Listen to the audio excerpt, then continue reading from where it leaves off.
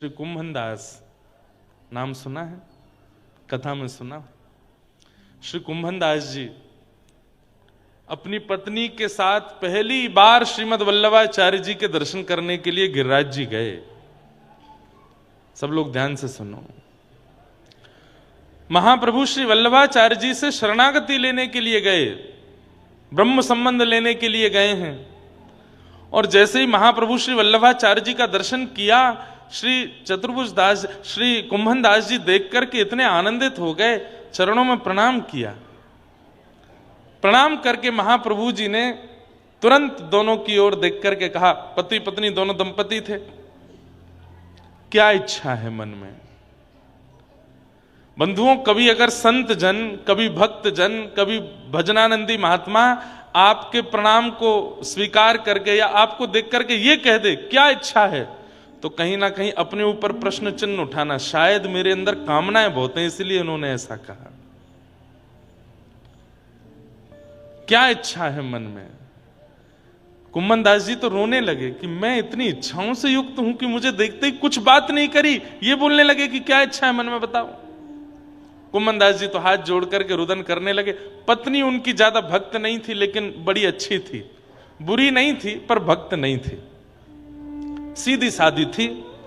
कुंभनदास जी के कोई संतान नहीं थी, तो पत्नी ने जैसे सुना कि महात्मा कह रहे हैं क्या इच्छा है, तुरंत बोल पड़ी, संतान की कामना है, संतान नहीं है जीवन में, एक संतान हो जाए ऐसी कृपा कर दो। महाप्रभु जो वल्लभाचार्य जी हंसने लगे, बोले एक नहीं 7 होंगे, एक नहीं 7 होंगे। लेकिन ये बात सुनकर के कुंभनदास जी बड़े दुखी हो गए। अपनी पत्नी से कहने लगे, तुमने क्यों मांगा?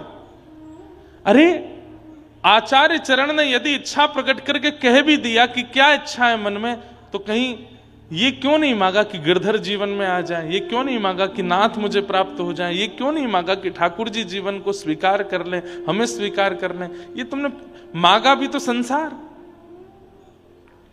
पत्नी बेचारी भोली भाली, उसने कह दिया, अलमो तो इतना ही आवे, जीवन में दंपति हैं, पुत्र नहीं है, पुत्री नहीं है, तो मैंने मांग लियो।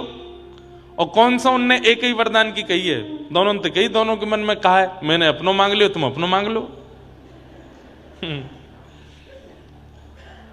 महाप्रभु जी बड़े प्रसन्न हुए, बोले अब इनकी इच्छा से पुत्र तो होगा, 7 संतान तो होंगी, पर कृपा कीजिएगा चाहे एक भी उनमें से पूर्ण शरणागत हो ठाकुर जी के, चाहे एक भी हो पर पूर्ण शरणागत हो, ठाकुर जी का भक्त हो।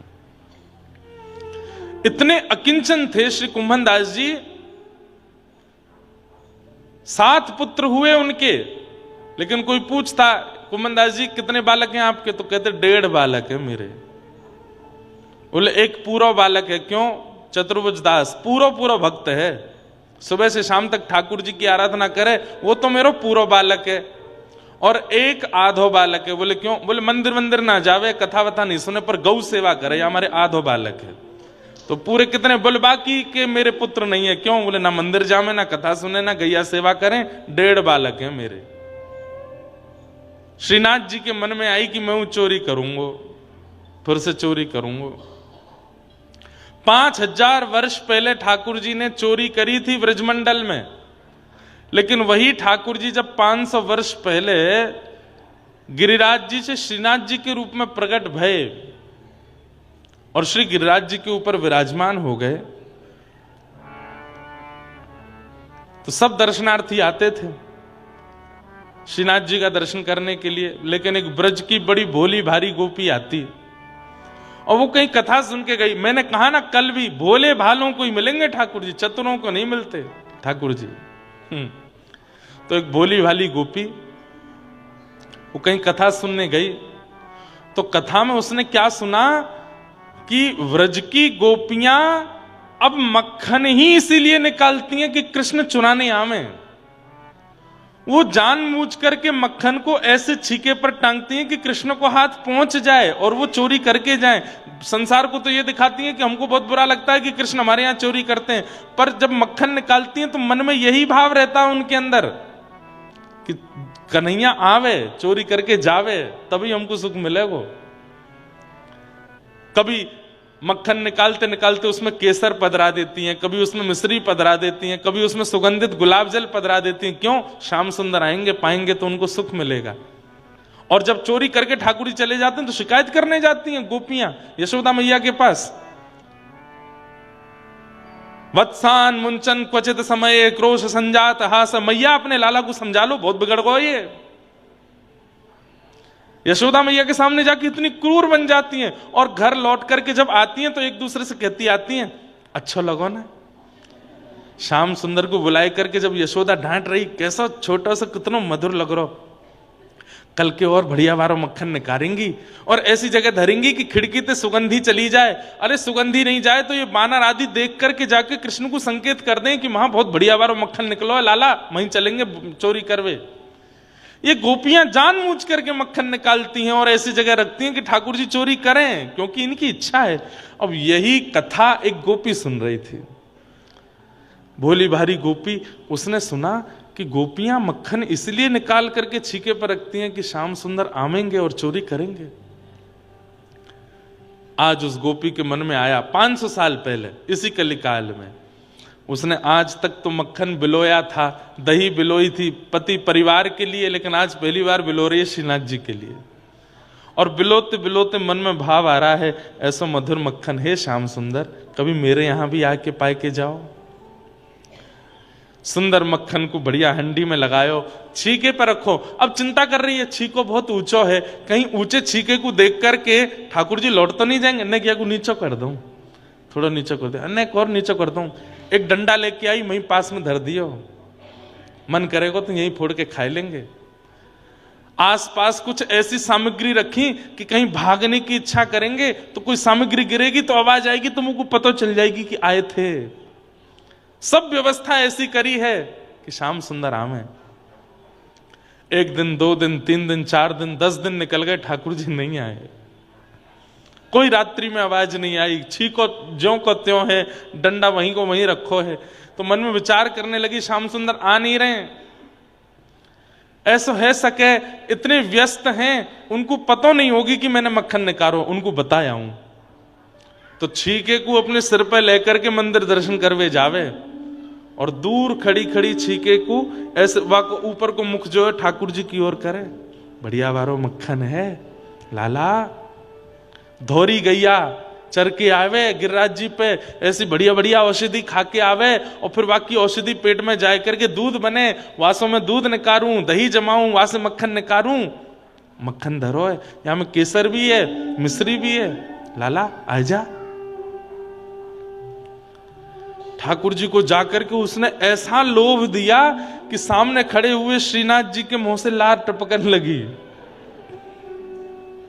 और ठाकुर जी तो मूर्तिमंत खड़े हैं। कुम्भन दास जी ये सामने बैठ करके मंजीरा बजाए कीर्तन कर रहे थे ठाकुर जी का। कीर्तन करते करते इनकी नजर ऊपर गई तो मूर्तिमंत ठाकुर जी के जब होठों से लार टपकती भाई देखी, तो ये नीचे से देख करके बोले, जय जय कहा भयो? तो इशारे में बोले, पर्दा कर तब बताऊंगा। पर्दा कियो, भीतर जाके पूछो कहा भयो जय। अब भीतर नहीं जाते थे, बाहर से ही दर्शन करते थे। बोले गोपी है, ऐसा मधुर मक्खन निकाल के लावे और पीछे तो लोभ दे करके मुंह को दिखावे। मेरा तो मन है रो बाकी आंखों मक्खन खा लो। अरे कौन सी गोपी मुझको पता बताओ, बात मक्खन मैं ले आऊंगो, और हमारी इतनी बड़ी रसोई घर है, यहां बढ़िया मक्खन निकलवाए के भोग लगवाए दूंगो। ठाकुर जी बोले, वाह में स्वाद नहीं आवे। अरे कुम्भना तेने कभी चोरी को खायो है? कुम्भन दास जी बोले, कभी अवसर नहीं मिला चोरी का खाने का, आपकी कृपा प्रसादी मिल जाती वही पा लेते। बोले तो तू कैसे जानेगो कि चोरी को कैसे स्वाद हुए? अरे कुम्भन दास, आज तू रसोई में करवाए के मक्खन खा और एक बार मेरे संग चोरी को खाए के आइयो, चोरी वारो स्वाद तू को इतनो भावेगो, जीवन भर फिर चोरी करके ही खावेगो। कुम्भन दास जी बोले, हमको चोरी नहीं करनी जय जय, और आपको भी नहीं करनी। ये कोई द्वापर युग थोड़ा ही है, द्वापर में ज्यादा से ज्यादा उखल से बंधे थे, यहां तो जेल है जाएगी सीधी। ठाकुर जी बोले, ना ना मुझे तो चोरी करनी है। कुम्मनदास जी बोले कैसे करनी है बताओ। बोले तू एक काम कर, बोले कहा रात्रि में जब मंदिर बंद है जाए बस खिड़की पे आए के ठाड़ो है जाइयो, मैं आ जाऊंगा। बूढ़े बड़े बेचारे कुम्मनदास जी, रात्रि में मंदिर बंद हुआ। अब ठाकुर जी और कुम्मनदास जी के बीच की बात है, मंदिर में और किसी को नहीं पता। रात्रि में कुम्मनदास जी खिड़की के पास आके ठाड़े है गए। इतने में ही खिड़की, छोटी सी खिड़की, वहां में से ठाकुर जी की पाग दिखाई दी। आहा, मुख निकर के आयो, हाथ से ठाकुर जी तो अचल, ठाकुर जी तो सचल हो गए। कुम्मनदास जी तो देख करके आनंदित हो गए। जय जय, इतनी उत्सुकता, इतने व्याकुल हो रहे हो मक्खन पाने के लिए। अरे तो ना पता, मैंने सुगंधित मुंह को अनुभव है गयो, बहुत जोर को मक्खन है वहां गोपी के घर को, पाके आऊंगा आज, और बहुत दिन है पायो ना है तो चल मेरे संग। और यहाँ कंधा पे दोनों पैर लटका करके सिर पे हाथ धर के ठाकुर जी बैठ गए। कुम्मनदास जी ऐसे पैर पकड़ के ठाकुर जी को लेके जा रहे हैं। जय जय, जानो कहाँ है? बोले आगे तो दाहिने मुड़ जा, सीधो चल, आगे एक पोखरा आवेगो, वह पोखर ते बाएं मुड़ जाइयो, फिर मां सीधो चलियो, फिर एक पीपल को वृक्ष आएगो, बातें फिर दाएं। बोले तुम्हें कैसे पता सबरो रास्ता? बोले अरे वो गोपी रोज आए के बताए कि जाए, वो चाह रही है वह कावा के घर को मैं चोरी कर जाऊं, वही ने मुझको रास्ता बतायो, चल दे। कुम्मनदास जी के बीच बीच में आंसू आ जाते हैं। कितनी बड़ भागनी है वो गोपी जिसके घर ठाकुर जी स्वयं चोरी करने जा रहे हैं। प्राचीन घरों में छत होती थी पर आंगन के लिए खुली होती थी, आंगन में खुला रहता था। ठाकुर जी और कुम्मनदास जी ऊपर से भीतर आंगन में आए गए। आंगन में आए करके धीमे धीमे ठाकुर जी देख रहे, कहाँ है छीको? कुम्मनदास देखियो। कुम्मनदास जी बोले जय जय वो रो? बोले हाँ वही है, चल आजा, तू खड़ो है जा, तेरे कंधा पे मैं खड़ो है जाऊंगा, छीको हाथ में आ जाएगा, प्रेम से पाएंगे। कुम्मनदास जी खड़े हैं, ठाकुर जी के चरण पकड़ रखे हैं, ठाकुर जी खड़े है गए, छीको पकड़ करके ऊपर से मक्खन निकाल करके प्रेम से पा रहे हैं। कुम्मनदास जी बोले बहुत बढ़िया जय जय, अरे मैं आया हूं सहायक संग में, मुकू पवाए दो नेक नेक। तो ठाकुर जी मक्खन निकाले, मुख से लगावे, और एक तो नवनीत और वहां में ठाकुर जी को अधनामृत चाट करके जो नेका हाथ में बच जाए, वाकू ठाकुर जी एक हाथ से छीका पकड़ के ऐसे नीचे करें, एक कुम्मन आए मुंह खोल। अब मुंह तो पता नहीं चले तो कभी आंख में लग जाए, नाक में लग जाए। हाँ जेरो मुंह खोल ले याकू। अब कुम्मनदास जी मुंह खोलें तो ठाकुर जी अपने भुजा से उनको मक्खन पवा रहे हैं। कुम्मनदास जी तो खो गए, मंत्रमुग्ध हो गए। सुध बुध नहीं रही कुम्मनदास जी को, लड़खड़ाने लगे चरण। ठाकुर जी बोले का कर रो, एने धीमो खड़ा रहे। अरे जय जय, ऐसो अधरामृत दियो है आपने, अब पाम टिक नहीं रहे मेरे। अरे नेक देर और डटो रहे, नेक और खा लो फिर चल रहे। तो कुम्मनदास जी के मन में आई, मैंने इतने रूप देखे इनके, एक बार देखूं तो सही है चोरी करते हुए लगे कैसे हैं। तो जैसे ही अब कुम्मनदास जी तभी देखेंगे जब छोड़ के आगे चले जाएंगे। तो कुम्मनदास जी ऐसे पकड़े पकड़े नीचे से देखने का प्रयास कर रहे हैं, लग कैसे रहे हैं। तभी देखिए नाक पे मक्खन लगो, गाल पे लगो है, यूं लगो, और इतनी उत्सुकता से तत्परता से ठाकुर जी मक्खन निकाल रहे हैं, पा रहे हैं, खूब सुंदर सुंदर नेत्र बंद करके मधुर मधुर पा रहे हैं। ये छवि देख ही रहे थे। इतने बेसुध होकर के ठाकुर जी मक्खन पा रहे हैं कि धीरे धीरे ठाकुर जी की धोती खिसकन लगी नीचे। जैसे ही ठाकुर जी की धोती खिसकन लगी, सो कुम्मनदास जी बोले जय जय। बोले हाँ, ने कहा देर में हरि नंगम नंगा है जाएंगे, ने संभालो जय जय, संभालो संभालो संभालो। अब धोती नीचे खिसकी, कमर ते नेक नीचे आई। इतने में ही ठाकुर जी ने चतुर्भुज रूप धारण कियो, दो भुजा से धोती पकड़ी और दो भुजा से मक्खन पा रहे हैं। ऐसे चतुर्भुज ठाकुर जी के दर्शन आज तक कोई ने नहीं किए। कैसे हैं? दो भुजा से धोती पकड़ रखी है और दो भुजा से छीको पकड़ के, मक्खन खाना नहीं रोकूंगा चाहे धोती उतर जाए।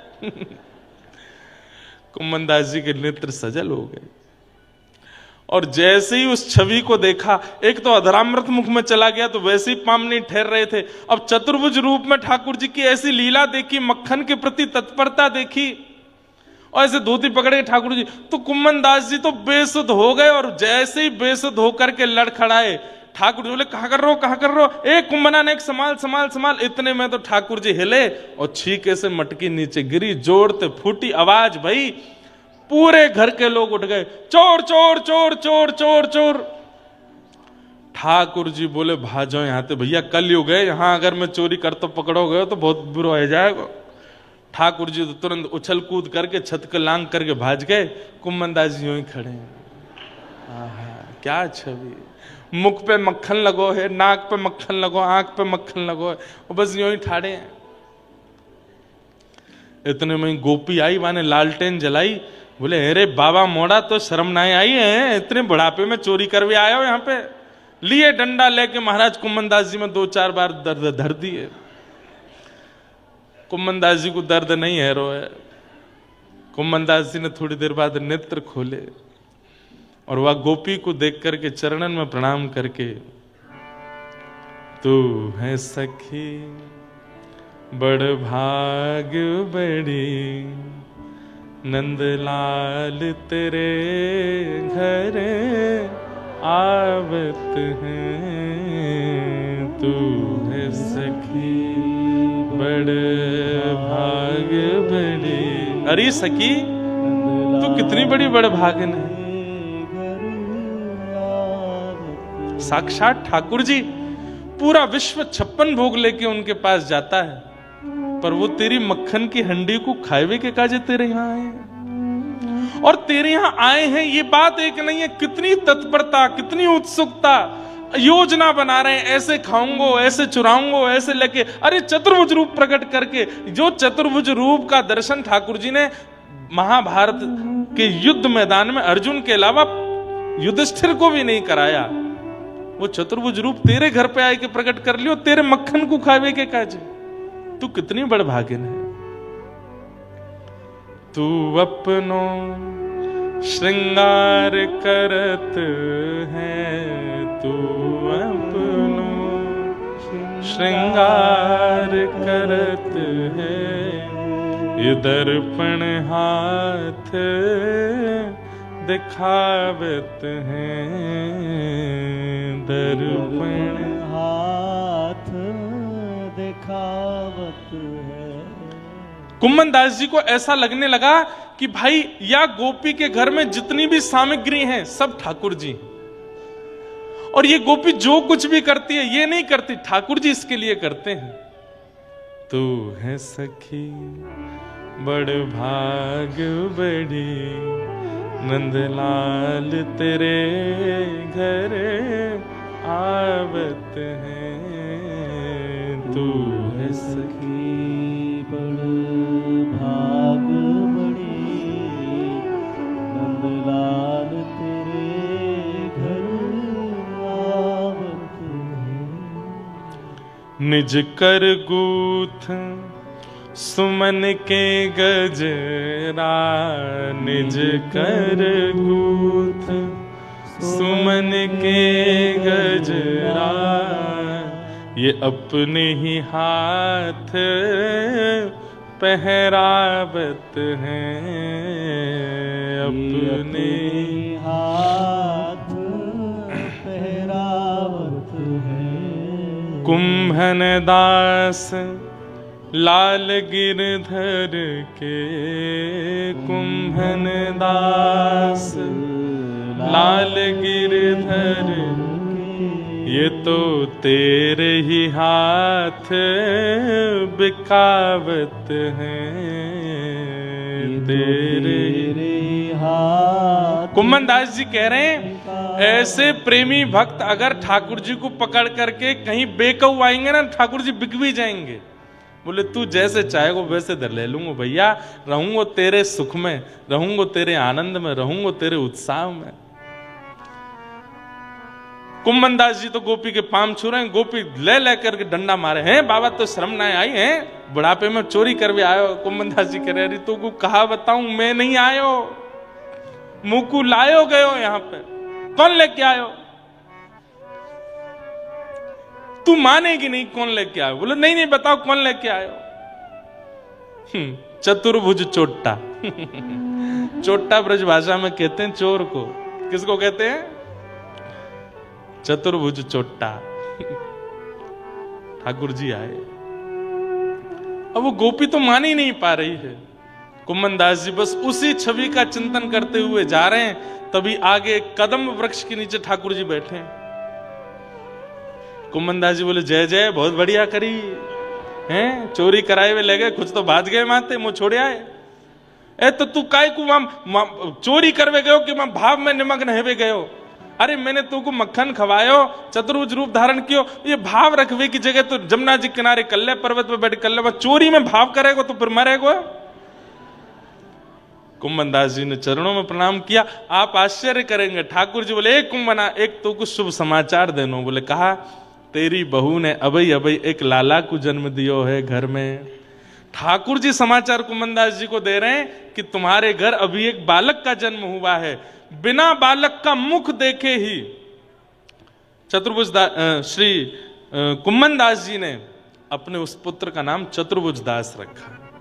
क्यों? आज मैंने चतुर्भुज रूप का दर्शन किया है, मेरे पुत्र का नाम चतुर्भुज दास है। जिन श्री चतुर्भुज दास जी ने अद्भुत पद गाया, गोवर्धन वासी सांवरे, गोवर्धन वासी सांवरे, लाल तुम बिन रयो न जाए, गोवर्धन वासी। अद्भुत है भैया, ठाकुर जी बड़े प्रेमी हैं। इसलिए किम श्रेय, राक्षसों के लिए नहीं आए ठाकुर जी। ये चोरी, ऐसी चोरी वैकुंठ में कर पाएंगे ठाकुर जी? वाके लैया तो ब्रज में ही आनो पड़ेगो, वाके लैया तो वृंदावन ही आनो पड़ेगो। इसलिए ठाकुर जी आए। बंधुओं, गुरु शब्द का अर्थ क्या है? जो हृदय के अंधकार को दूर करे उसको गुरु कहते हैं, जो संशयों को दूर करे उसको गुरु कहते हैं। अनेक भाव हैं। गुरु का मतलब गुकारस्तु अंधकारस्यात् रुकारस्तु निरोधकः। पर केवल प्रवचन नहीं, गुरु का उपस्थित होने मात्र से हृदय के जो संशय थे दूर ही हो गए। प्रश्न बहुत लेके गए पर गुरु का रूप देखते ही भूल गए क्या पूछना है। हमारे श्रीमद् रामानुजाचार्य जी महाराज, उनके जामाता, उनके जमाई, उनका नाम था श्री लालाचार्य जी महाराज। भक्तमाल जी में खूब सुंदर प्रसंग आता है। श्री लालाचार्य जी, अब मेरे को छप्पे तो याद नहीं तो गा देता। श्री लालाचार्य जी का चरित्र आता, बहुत ध्यान से सुनिएगा। गुरु की वाणी, गुरु की शब्दों पर अगर शिष्य विश्वास कर ले तो प्रयच्छति गुरु प्रीतो वैकुंठम योगी दुर्लभम, इस बात का प्रमाण ये कथा है। तो श्रीमद् रामानुजाचार्य जी महाराज के जमाई थे, जामाता थे श्री लालाचार्य जी, परंतु उन्होंने आचार्य चरण से दीक्षा भी ग्रहण कर ली, इस नाते से रामानुजाचार्य जी गुरु भी हैं। तो एक दिन लालाचार्य जी ने रामानुजाचार्य जी से कहा कि गुरुदेव, मुझे शिष्य को कुछ आज्ञा दीजिए, मैं किस नियम का या किस भाव का पालन करूं? तो रामानुजाचार्य जी ने कहा, संतों को भगवान के समान मान करके उन संतों की पूजा वंदना किया करो। क्या कहा? संतों को भगवान मान करके उन संतों की पूजा वंदना किया करो।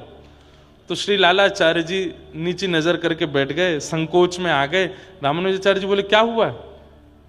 बोले, मैं झूठ नहीं बोलूंगा, बहुत बड़ी बड़ी बातें आपके सामने नहीं करूंगा, पर क्षमा करें, भगवान भगवान है, संत संत है, मैं संतों को भगवान नहीं मान सकता। तो रामानुजाचार्य जी को यह बात अच्छी लगी। बोले, कम से कम कपटी तो नहीं है, झूठ तो नहीं बोलना मेरा, नहीं तो कई शिष्य तो ऐसे होते हैं, गुरुजी कुछ कह दें, हाँ हाँ गुरुजी जो आज्ञा, गुरुजी आपने जो कह दिया सो ठीक है, मन में भाव नहीं है, पर गुरुजी के आगे ऐसे दिखाएंगे कि गुरुजी जो कह दें सो स्वीकार है।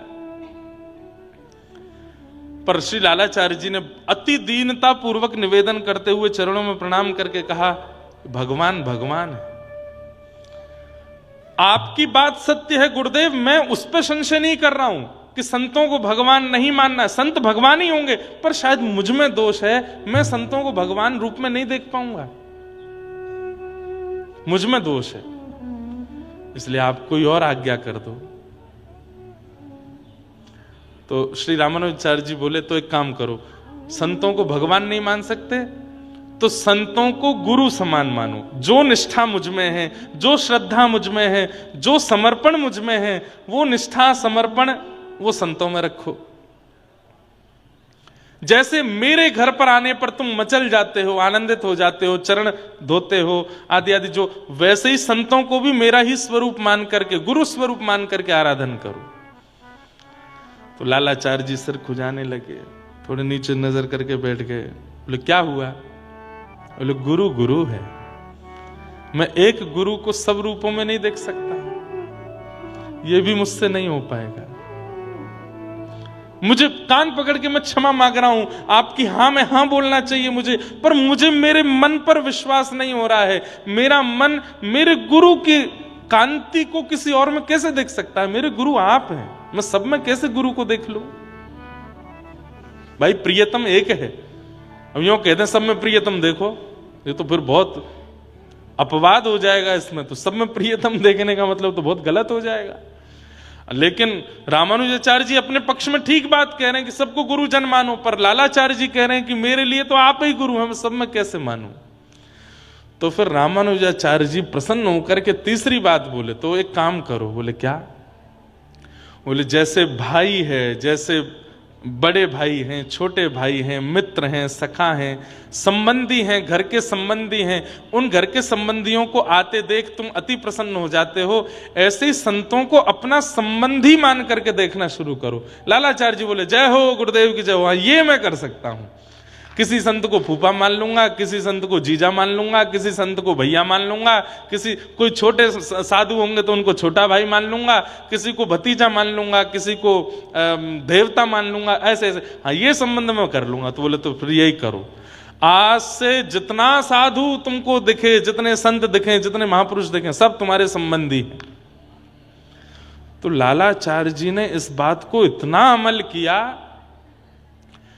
माथे पर उर्धपुंड और गले में तुलसी माला, केवल ये दो चीजों में से कुछ भी दिख जाए या शिखा दिख जाए तो दूर से ही लालाचार्य जी देख लेते थे, आयु मुझसे ज्यादा है, स्वभाव ऐसा है, ये मेरे कौन है? तो सीधे प्रणाम ही करते, फूफा जी राम राम, कैसे हैं आप? बोले हम तुम्हारे फूफा कब बने? बोले हमारे गुरुदेव की आज्ञा है, सब संतों को संबंधी मानो। घर चलिए, यहां कहां बैठे हैं आप? आपकी बहू ने देखो आज बढ़िया सुंदर पकवान बनाए हैं।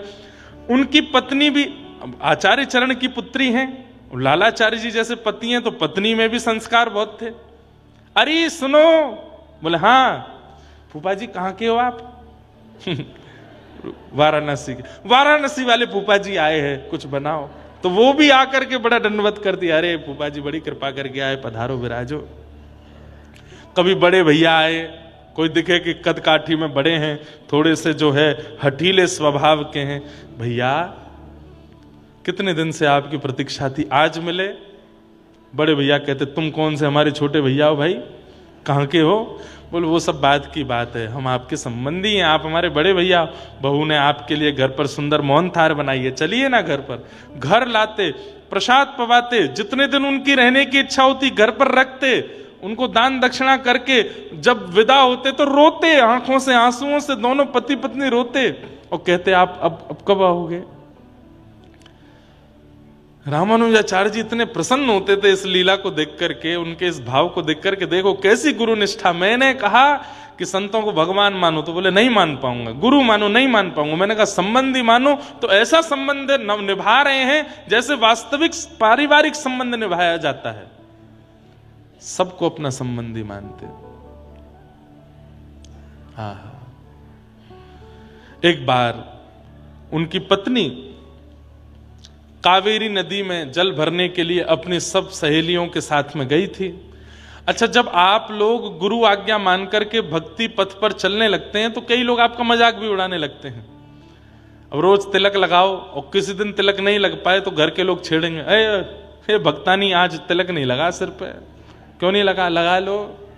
तुम्हारी वो कहाँ है लकड़ी वाली माला, पहने आओ उसको गले में, दिखे नहीं रही। मजाक भी बनाने लगते हैं कई लोग।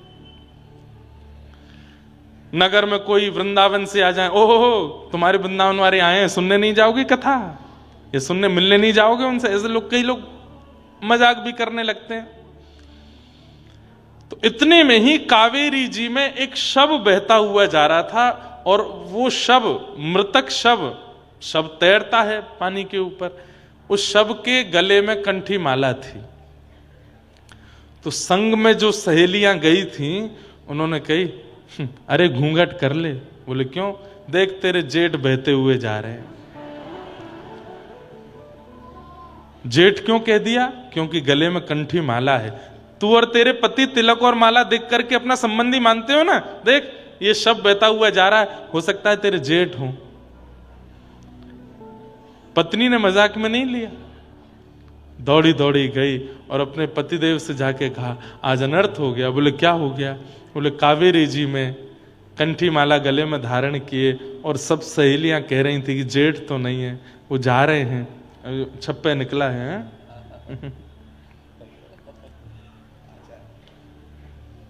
आहा, 4 दिग्गज महंत, उनके विषय में ये सब भाव कहे। पहले सुना दें कथा, फिर उसके बाद छप्पे कहेंगे। तो कहां क्या बता रहा था मैं?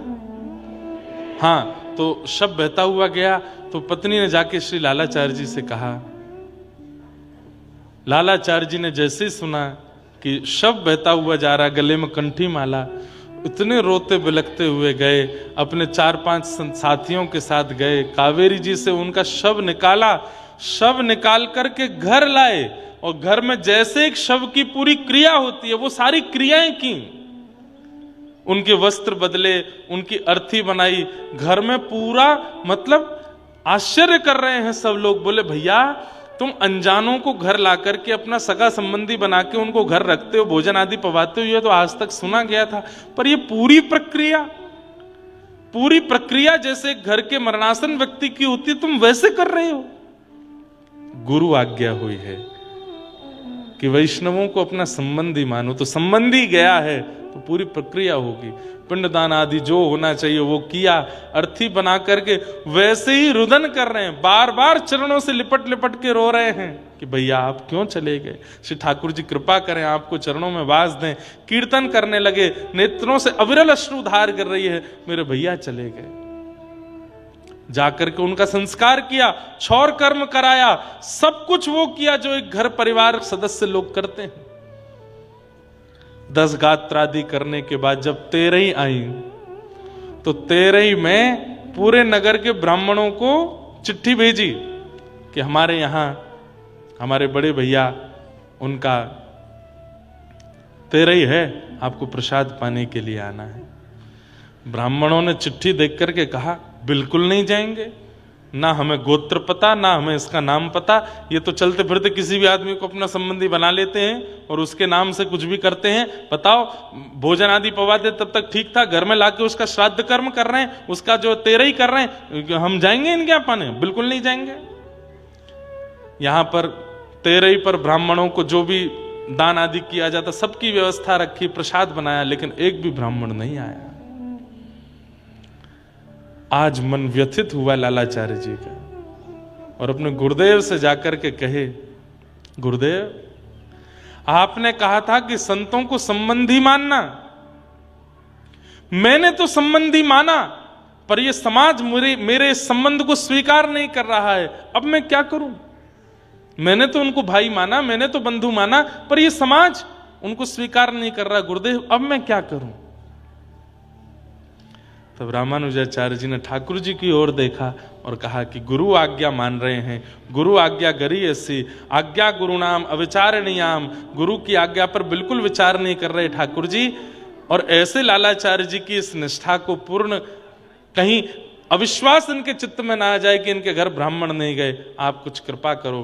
ठाकुर जी ने वैकुंठ से ऋषि और ब्राह्मणों को भेजा, और जाकर के श्री लालाचार्य जी के यहाँ जाकर के उन्होंने प्रसाद पाया।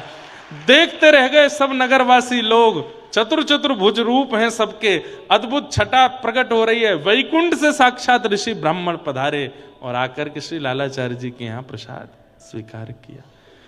गुरु आज्ञा का यह बल है, यह सामर्थ्य है कि उसको शिष्य जब पालन करने लगता है तो ठाकुर जी भी गुरु के कहे वचन को जब शिष्य पालन करता है तो शिष्य के पालन में अड़चन भी आती है तो ठाकुर जी उस अड़चन को दूर करते हैं। क्यों? अपने गुरु की बात मान रहा है। चतुर महंत दिग्गज चतुर भक्ति भूमि दावे रहे, श्रुति प्रज्ञा श्रुति द्रेव ऋषभ पुह कर इब ऐसे, श्रुति धामा श्रुति उदधि पराजित बामन जैसे, श्री रामानुज गुरु बंधु विदित जग मंगलकारी, शिव संहिता प्रणित ज्ञान सनकादिक सारी, इंदिरा पद्धति उदारधि सभा सा की सारंग कहे, चतुर महंत दिग्गज चतुर भक्ति भूमि दावे रहे। आचारज जामात की कथा सुनत हरि होय रति, को मालाधारी मृतक भयो सरिता में आयो, दाह कृत्य जो बंधु न्योत सब कुटुंब बुलायो, नाक सकोच ही विप्र तबई हरिपुर जन आए, जेवत देख सबन जात कहु नहीं पाए, लालाचारज लक्षधा प्रचुर भई महिमा जगित, आचारज जामात की कथा सुनत हरि होय रति।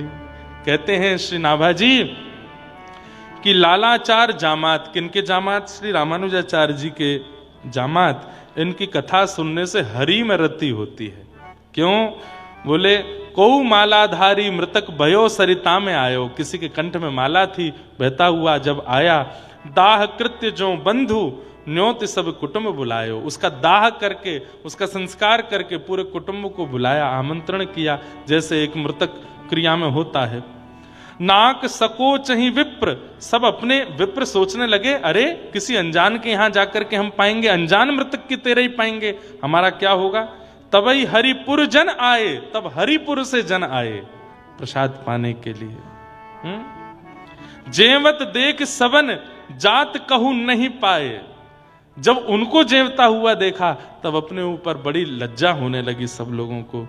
लालाचारज लक्षधा प्रचुर भई महिमा जगत, तब श्री लालाचार्य जी पूरे जगत में उनकी महिमा हो गई। आचारज जामात की कथा सुनत हरि हुए रति। बोलो सदगुरुदेव भगवान की, श्री भक्तमाल जी की जय हो। बड़ी कृपा आपकी, ये बढ़िया आज बैठ गए आए और आज ही हमको भक्तमाल जी की कथा याद आई।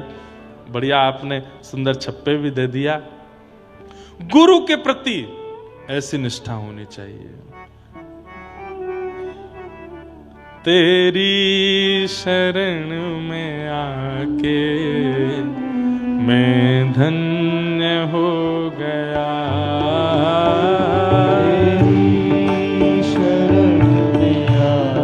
अपने गुरुदेव का स्मरण करते हुए गाओ। और कोई गुरु नहीं है तो कृष्णम वंदे जगत गुरु का स्मरण करो। तेरी शरण में आके मैं धन्य हो गया,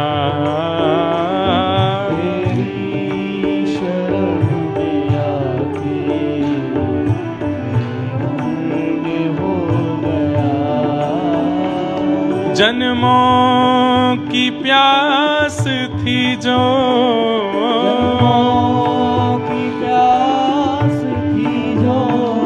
जन्मों की प्यास थी जो,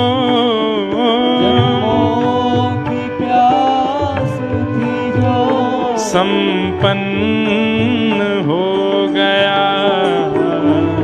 तेरी शरण में आके मैं धन्य हो गया,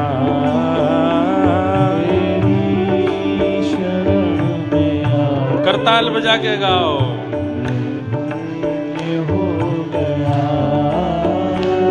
तुझको अपना बना के मैं धन्य हो गया।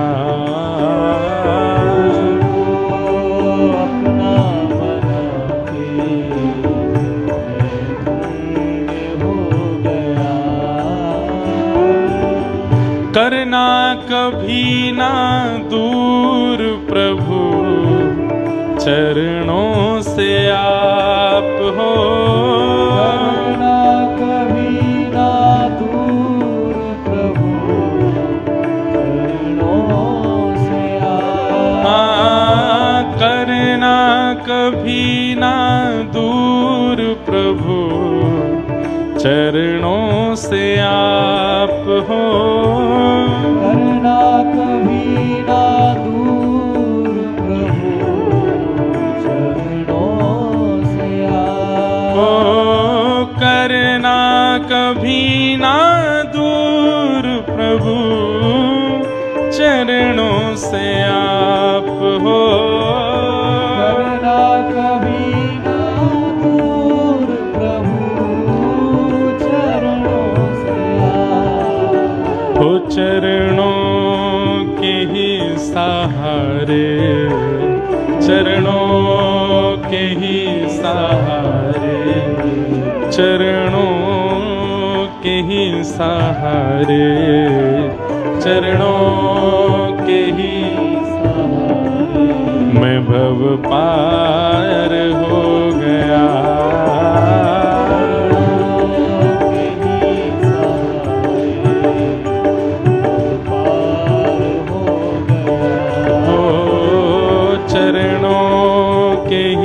सहारे भव पार हो गया।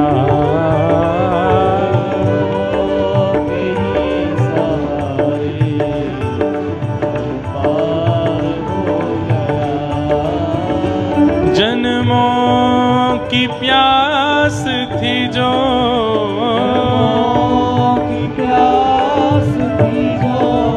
जन्मों की प्यास थी जो,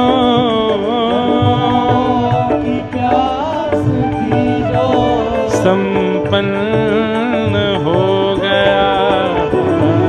तेरी शरण में आके मैं धन्य हो गया।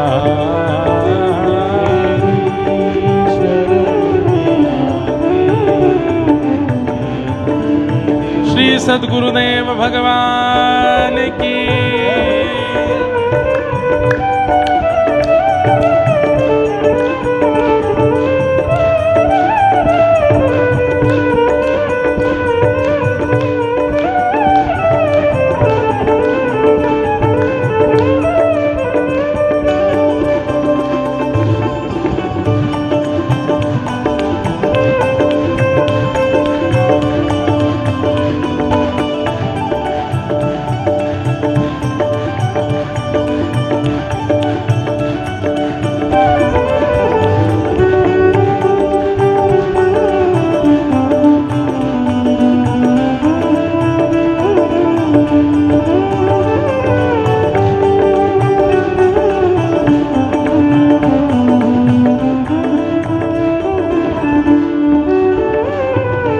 कितने मिले अमीर यहाँ, कितने गरीब हो।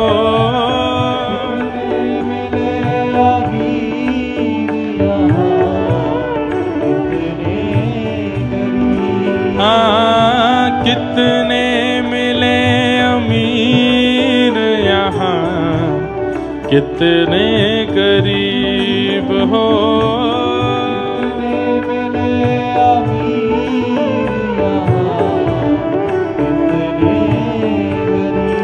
हाँ, कितने मिले अमीर यहाँ, कितने गरीब हो।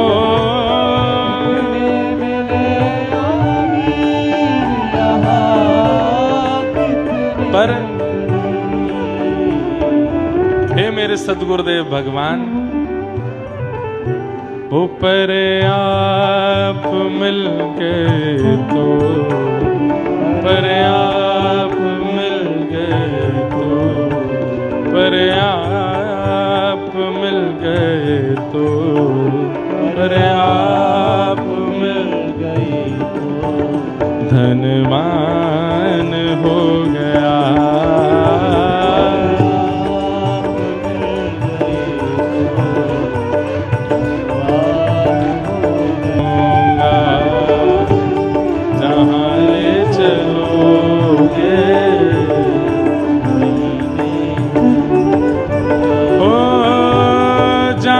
नाथ रख दोगे,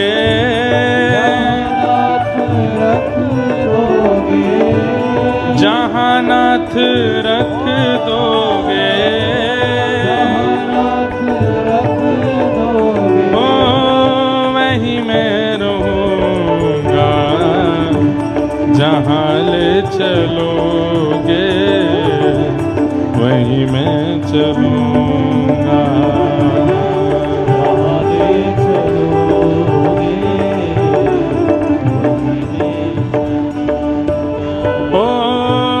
जीवन समर्पित चरण में तुम्हारे, तुम ही मेरे सर्वस्व, तुम ही प्राण प्यारे। ये जीवन समर्पित चरण में तुम्हारे, आप लोग करताल क्यों नहीं बजाते हो?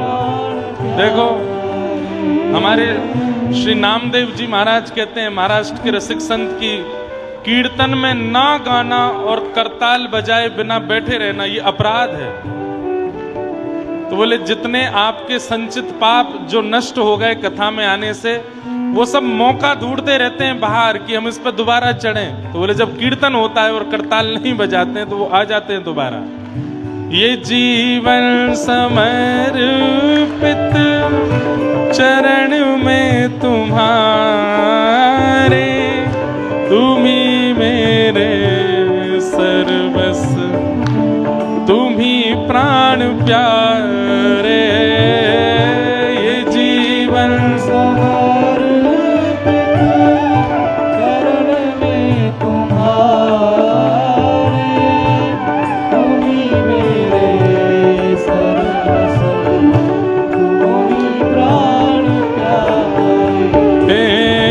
तुम्हें छोड़ कर नाथ, छोड़ कर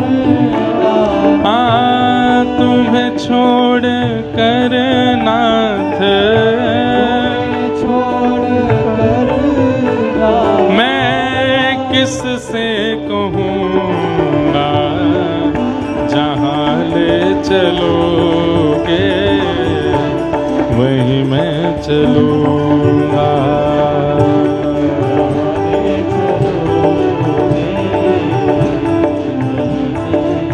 राधे राधे गोविंद गोविंद राधे,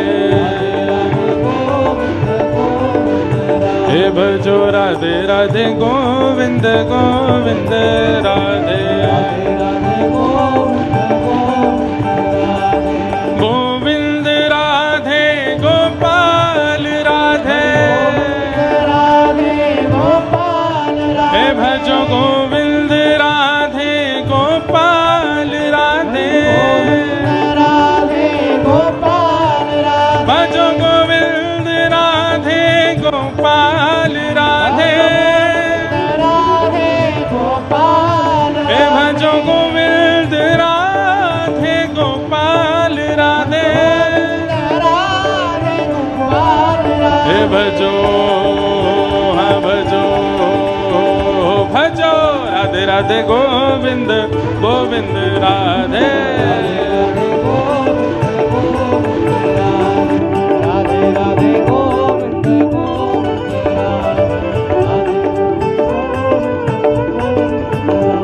भजो गोविंद राधे गोपाल राधे, भजो गोविंद राधे गोपाल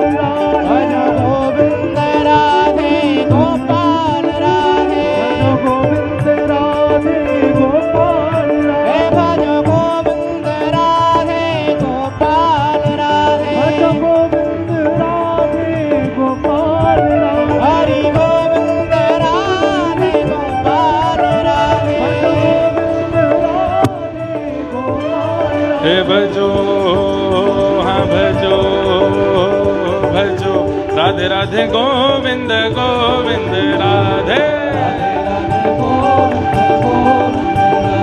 हे राधे राधे गोविंद गोविंद राधे,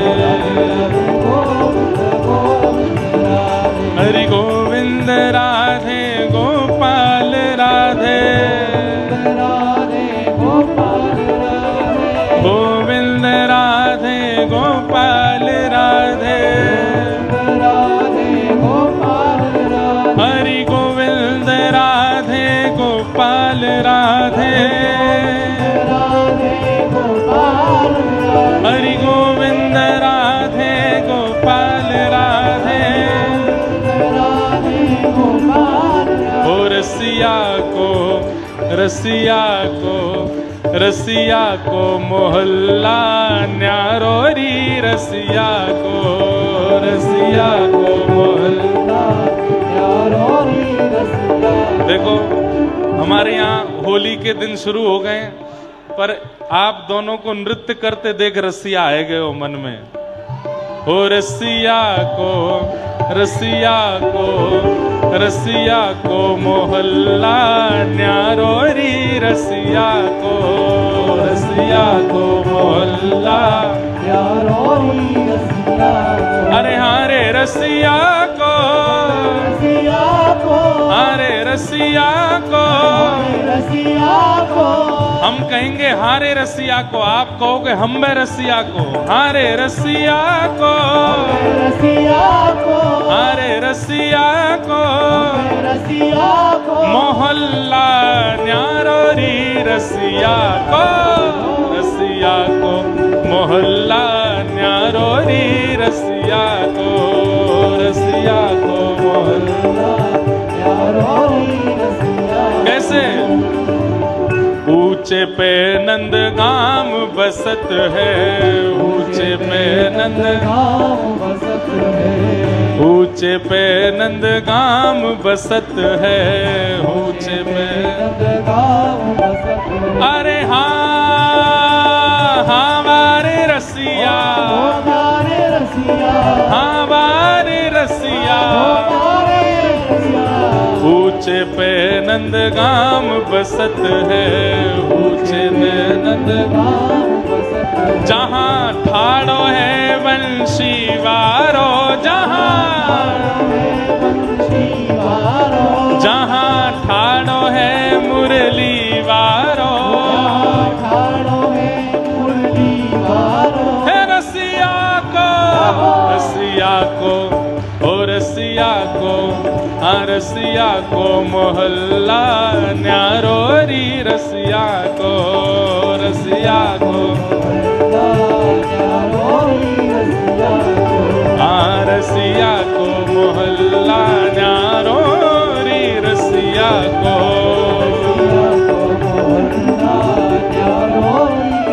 हो हो हो हो हरि है, हो हो हो हो हरि है। अरे नंदगाम के कुंवर कन्हैया बरसाने की छोरी है, नंदगाम के कुंवर कन्हैया बरसाने की छोरी है। हो हो हो हो हरि है, हो हो हो हो हरि है। ओ रसिया को मोहल्ला न्यारो री, रसिया को, रसिया को मोहल्ला न्यारो। और अरे बरसाने या की भई है सगाई, बरसाने या की भई है सगाई, बरसाने या की भई है सगाई, बरसाने या की भई है सगाई। अरे हाँ हाँ वारे रसिया, हाँ प्यारे रसिया, बरसाने या की भई है सगाई, बरसाने या की भई है सगाई। ये तो श्यामा को है घरवारो, ये तो श्यामा को है घरवारो, ये तो राधा को है घरवारो, ये तो राधा को है घरवारो। ओ रसिया को, रसिया को मोहल्ला न्यारो री रसिया को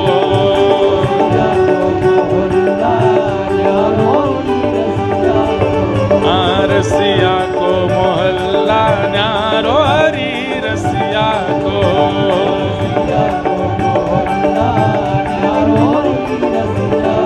अरे हारे रसिया को अरे रसिया को अरे प्यारे रसिया को अरे भोरे रसिया को मोहल्ला न्यारो री रसिया को मोहल्ला न्यारो री रसिया को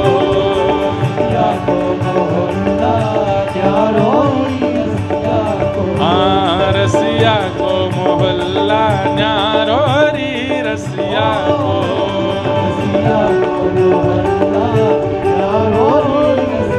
जो कान्हा मेरो काम न जाने देखो ब्रजवासी को छेड़ना नहीं चाहिए। अब रसिया मैं तो सीधी सादी कथा कह रहा हूं, गुरुदेव की वंदना कर रहा हूं, पर गुरुदेव ऐसे रीझ गए, बोले कि भैया होरी के दिना चल रहे, ये पूरा अरण्य है, हम तो आमे नंदगाम मोहल्ला थे, ये ठाकुर जी को दूसरो नैमिषारण्य मोहल्ला है, यहाँ के सब वृक्ष वल्लरी बोले भैया हम लोग ओ भैया देवता नेक धीमो, यहाँ के सब वृक्ष वल्लरी बोले कि भैया हमें केवल कथा सुनावे वैराग्य करावे, कोई हमें रंग ही ना लगावे, कोई रसिया गावे ही ना यहाँ आकर के। तो हमने की नेक रसिया तो गाए दें। हो जो कान्हा मेरो काम न जाने न जाने, पूछो बरसानो बताए गई रे, पूछो बरसानो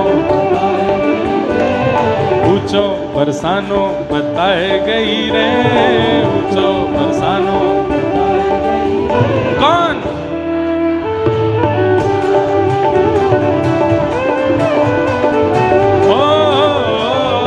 बरसाने की छोरे राधा गोरी गोरी, बरसाने की छोरी ओ करके इशारों बुलाए गई रे, करके इशारों करके इशारों बुलाए गई रे, करके इशारों कौन बरसाने की छोरे राधा गोरी गोरी, बरसाने की छोरे। बोल होरी के रसिया की जय जय श्री राम, जय जय श्री राम, जय जय श्री राम। बैठ जाओ।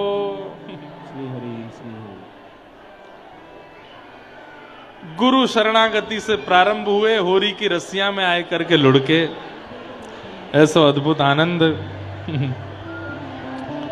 बोलो सद्गुरुदेव भगवान की जय। इसका आशय ऐसे भी लगाया जा सकता है, एक बहुत सुंदर पंक्ति है,